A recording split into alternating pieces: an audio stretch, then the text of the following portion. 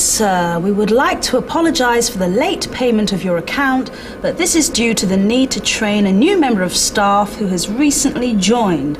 Due to the increased efficiency, our bookwork will shortly be up to date. Don't? Oh, date.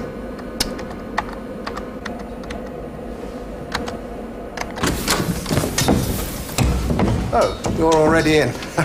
With the computer, I know how to use that now. I had to work on fairly late last night, but I got the hang of it fairly easily. I can even do a bit of typing now, thanks to the typing tutor that's already in there. Well, I'm glad to know it. I don't know what all the fuss was about anyway. I had a look at the video this morning, and since then I've been through the MS-DOS tutor and I've loaded some software.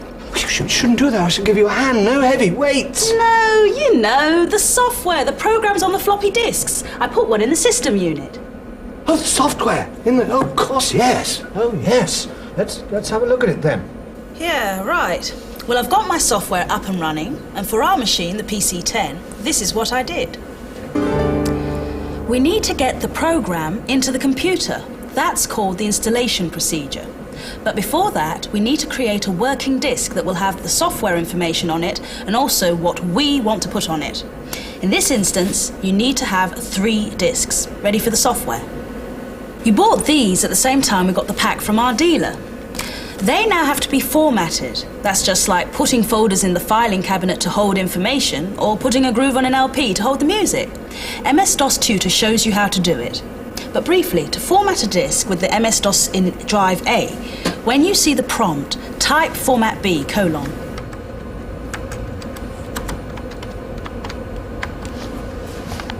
A message will then tell you to put the blank floppy in drive B and hit the return key. You can then repeat with all 3 disks, labelling them when finished like this. Now, when you've finished, take out the MS-DOS disk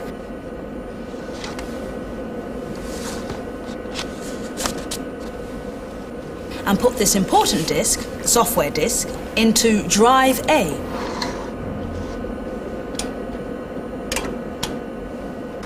Type A : install and return.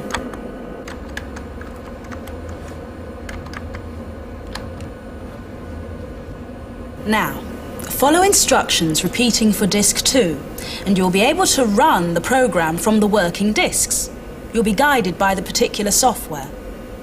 For example, for my software package, in the manual it says type SB return.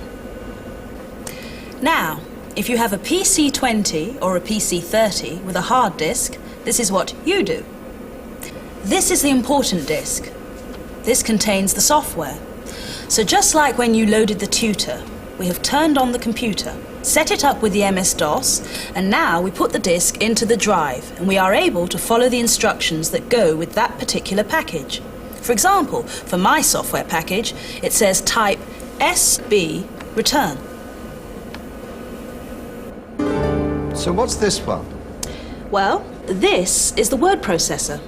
I think it's the one that I shall be using the most because it lets me type letters, prepare documents, send memos like asking people when am I getting paid. And it also controls layouts, how the page looks. We can even do mail-outs with it. So, to take a casual example, if, God forbid, I happen to be a train spotter, I could send the same letter to all the other members of the Train Spotters Club, but I could put in special paragraphs for each one, like Ralph would like to know about signal boxes. Fascinating.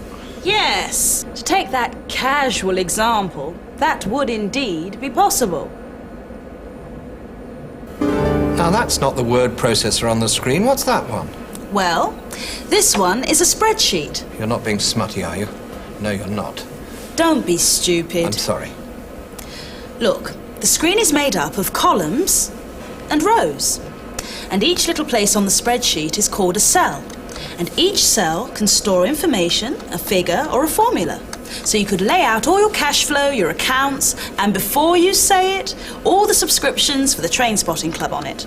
Be sensible, Joanne. Forget trains, silly little trains for a minute. We could put all the company's outgoings, the income and the assets on it, and find out how much I owe. Yeah, it's good to be sensible, isn't it? Now, what's this one you've conjured up, you Paul Daniels of the software package? Paulu? Anyway, this is a database. You've heard of one of these. It really is a useful way of storing lots of information and linking it together, if you want, in different ways, like a whole lot of card index boxes joined up. So you could find out what items have sold the most, to whom, and keep a collection of names and addresses for the Christmas card list. Like, for instance... Yes, like a train spotters club, for instance. It really is a useful addition. The thing is, though, it's all in there. How do we get the information out? I know that we, especially you and I, Joanne, are moving towards a paper-free office, but we do actually want something on paper occasionally. That's right, Tim. We need a printer.